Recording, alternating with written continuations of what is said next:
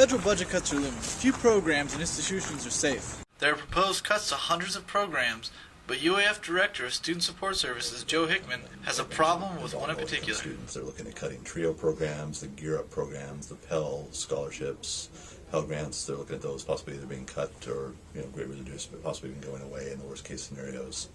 So they're really seem to be targeting higher education programs. TRiO is a nationwide program that takes up less than 0.1% of the federal budget. Joe and Student Support Services Academic Coordinator Jenny Redmond know what kind of a difference less than 1% can make. We argue that it's a very small investment, and the return is like tenfold because these students won't be reliant on welfare or anything like that.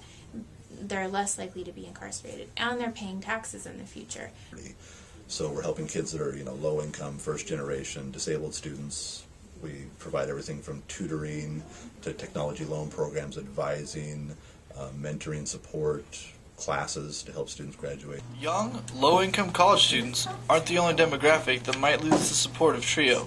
Denise Carlin returned to higher education after 17 years and joined the TRiO-funded SSS program. It's like a home base, so there's always somewhere to go when you're at school and to study, and then I use a lot of the tutoring that's offered, and I don't know, I live there. Jenny Redmond traveled to Washington to lobby Congressman Don Young and Senators Murkowski and Begich. None were willing to support the proposed TRiO budget, but she didn't blame them. From the students about how important the program is to them, so that's something that we were trying to, increase and improve that communication. So we just had students fill out, a personal message about how TRiO has impacted them, and the state organization paid for that to be mailed to our representatives. Enlightening state representatives may be the only way to keep important programs like TRiO from being cut. For KSUA, I'm Ornelas-Pacheco.